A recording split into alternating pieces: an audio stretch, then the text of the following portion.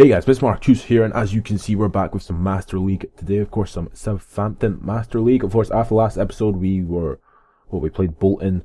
No, we didn't play Bolton. Did we play Bolton last episode? No, we didn't play Bolton last episode. That was 2 episodes ago. Last episode, we had a snatch and grab, or smash and grab for each of the matches, and we were winning them very fortunately, scoring goals in the last minutes of the matches, which were relatively quite good anyway. In today's episode, we have 2 matches from the Premier League. One against QPR and the other one against Aston Villa, and we also have the 4th game of the Champions League, which is against FC20 away from home. So of course, 4th game of this episode is against QPR, big reveal for them there, leading Queen's Park Rangers out. Of course, we played a relatively quite strong team because of course we want to do quite well in the league, so the likes of Jovetic, Rodriguez, Campbell, Wanyama, big as Pilaqueta there, of course, playing there as well. But of course we kicked off because of the home team, which is as specified in the law of football. And basically the game kicked off, it was okay. I mean, it wasn't particularly anything special, to be honest. I mean, in the first minute we did play this amazing ball through to Pilaqueta. He crossed it in and it was easily dealt with by, I think it was Rob Green in goal, I think, I'm not completely sure about that. But 6th minute of the match here, eventually the ball gets played through to Jovetic by Belhanda, and Jovetic just runs past Pranic at right back, runs past a couple more players, decides just to take a touch, and decides to just ping it in the bottom corner. It's a very poor animation. I don't like that. When you're trying to do a finesse shot when you're running and he decides to take a stop, he stops before he again shoots it. It's a bit annoying because it really shouldn't do that at all. But Jovetic scored. It's quite a nice finish, but I mean, that was a graphical glitch there. I may or may not get rid of that. I don't really know what I'll do about that. But anyway, graphical glitch is down to issues with the game capture. Anyway, half-time was 1-0 to Southampton, so pretty decent, not too bad a result at the current moment. 1-0, of course, is a great result to be at half-time. Go in the second half, just go all out to go and win the game. So, as you see there, I mean, we had 6 shots, 5 on target. They had 0 shots completely. So, we were basically dominating like hell. And I could have showed all 6 shots, but there was no need, because the minute I start showing more than the goals and a couple of opportunities, the episodes end up getting about 20-odd minutes long, and it's like, who has time to watch 20-odd minutes of football? So, well, on YouTube anyway.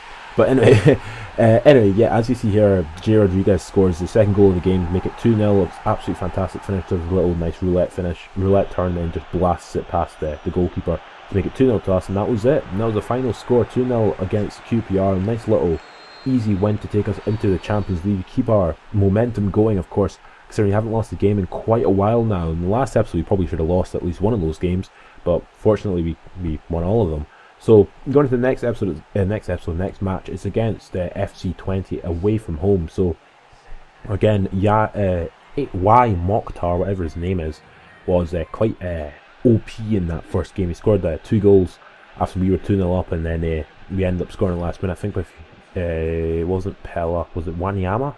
It was something like that. It was something ridiculous. Anyway, again, Morgan Schneiderlin again walking us out as the captain of the team. Fraser Forster in goal. I mean, it's pretty good. I mean, we have quite a decent side at the current moment. Likes of Schneiderlin, Badstuber, Forster, Jack Cork. For some reason, I played in this game as well. I think I played quite a weak team in this because the likes of Pella starting. There's James Ward-Prowse. Jovetic played, of course, because he's Jovetic. Campbell is basically trying to get that right midfield slot secured, because I mean, without him, if he doesn't play there, I could play Jovetic there, put Rodriguez on the left, and then have Pella up front. But I don't like playing Pella anymore because he's getting older, so he, as it is with PES, when they reach about 30 odd years old, they just drastically drop, and it's really unrealistic. But and of course Shane Long, for whatever reason, is also dropping in terms of his overall rating. It's really weird. There's Castaños at the end there. I may or may not actually make a purchase for him in the summer if I stay at Southampton. It all sort of depends on how the season ends, which, well, it could end in anything. But again, this season, it all sort of depends. This Master League series could potentially change next season if I win the Champions League. If I win the Champions League, it means that basically I'm going to probably move club, or I'll stay at Southampton, try and win the treble, and then move club. So, of course, it all depends on that sort of logic. But of course, here for us, we're playing Jack Cork at right back because for whatever reason we couldn't really play Piccini, or Nathaniel Klein. I think was just tired, to be honest. And that's really about it. Victor Wanyama played, of course, and the likes of Morgan Schneiderlin. Again, said Schneiderlin maybe about 5 times now in this episode so far, but again, it's quite a nice name. And anyway, they kicked off, of course, as the home team. Again, they kicked off, and I mean, it was quite a difficult away game, because away games are quite difficult in the Champions League. But in the first minutes of the match here, Ebesilio plays it through to Mokhtar. Mokhtar just chips the ball over Fraser Forster to make it 1-0 in the first 10 minutes to FC 20. Of course, they want to try and get off. I think they're the bottom team in my group, which is quite poor considering we have Liga Warsaw in our group. So in the 14th minute of the match here, Azpilicueta on the ball, runs past a couple of players, runs past Diego Lugano, tries to get a shot away, and really, fortunately, that happens, and the referee gives a penalty, and I'm no clue why the referee gives a penalty. I think it's a foul against the goalkeeper, but I don't know where the foul is. I think I actually show you here what the supposed foul was. That was the supposed foul. I don't see it, but Arsenal got one last episode or 2 episodes ago, and I decided to get one now. So James Ward-Prowse pings it into the bottom corner, because that's what James Ward-Prowse does, from the penalty spot to make it 1-1 after 20 odd minutes on the clock. I personally think it's a refereeing mistake, but hey, what do I think? What, in my opinion, doesn't really matter, to be honest. But of course, James Ward-Prowse is doing quite good this season, especially in the Champions League. He scored that absolute beauty against Anderlecht, which was an absolutely fantastic goal. If you've not seen that, I advise you go and watch it. It's episode 19 or 18. It's an absolutely great finish by James Ward-Prowse. From the edge of the box, just pings it into the top corner. It's absolutely fantastic. Anyway, the half-time score was 1-0 between the two teams, and of course the likes of Bayern Munich are really hot on my heels in this group. Of course, we have beaten Bayern Munich. We beat them in the first game of the Champions League, 2-1 at St Mary's Stadium. So it makes it quite interesting. So that means we're on 12 points if we end up winning this match, which would be quite good, because that means I think we qualify if we end up winning this match. But James Ward-Prowse hits a corner in the 62nd minute here. It comes out to Suman Mane, who heads it back into Jack Cork, who just turns around and just pings it into the bottom corner to score his first goal of the season in what must probably be his first start of the season, because Jack Cork hardly plays, because he's about rated at 72 or 73. And he's quite a good squad player. I wouldn't really put him into the first team unless I really have to. And of course, him playing right back, he's quite good. He can play right back and centre defence midfield, so two sort of positions which are necessary in my squad.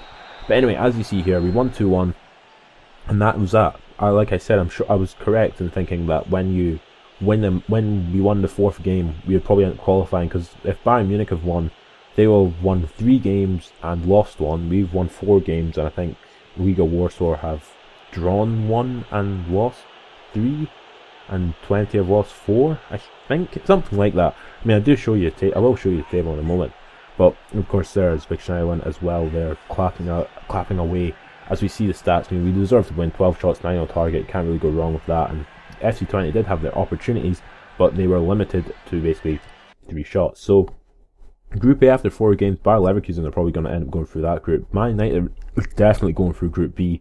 Galatasaray and PSG are on 9 points in Group C after 4 games. In our group, we are on 12. Bayern Munich are on 9. Liga Warsaw are on 3.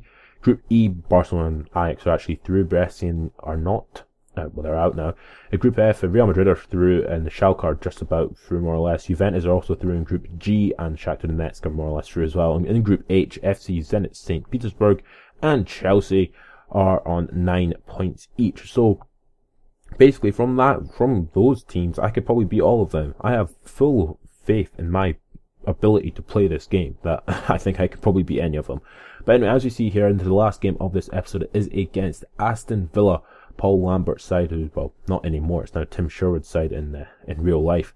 I may or may not change that, actually, when it comes to maybe the next season, because, you know, I'm lazy when it comes to that. But anyway, of course, I think we didn't really do much in this change up in the game plan, really, to be honest. I mean, I wanted to play some extra players, but I was just sort of messing about with stuff. Eventually played Jovetic up front instead of Graziano Pella. So Jovetic again, of course, gets another opportunity up front to show if he's good enough to play as centre forward. Again, I could buy Jovetic for about 7 or 8 million or something like that, considering I'm loaning him at the current moment from Manchester City.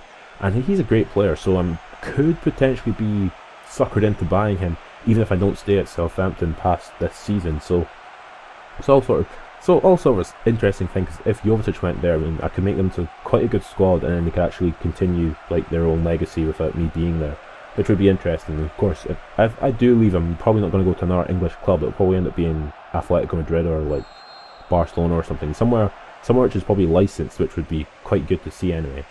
So In the first minutes of this match, Aston Villa were playing like absolute champs, as you see there. I mean, come on, they were just passing the ball but crazily.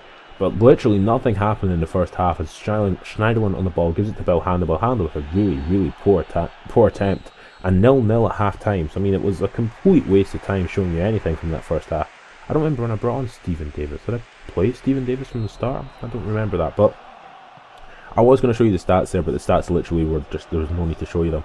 But from kickoff in the second half, I was like, I'm not having any of this. So Ryan Bertrand just ran past it, but 4 players before just eventually getting a shot away at the end of this amazing run and pings it into the bottom corner for him to score his first goal for the club, I believe. I don't think he's scored before this because he's hardly played, because Shaw was in the first season and Azpilicueta was in the second half of the first season. So yeah, I think it is probably his first goal.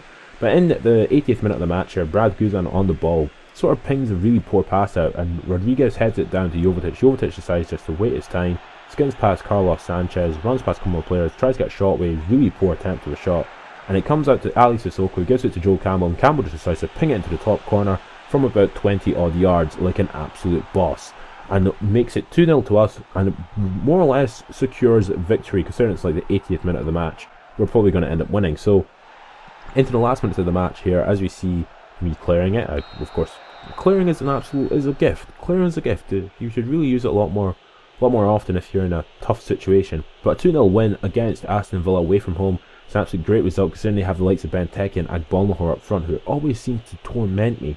But as you see here, 10 shots, 7 on target from me, 6 shots, 2 on target from Aston Villa, and Ryan Bertrand was man of the match. So now we go on to see the table here, as we see Newcastle United beat Manchester United 3-1. Absolutely ridiculous.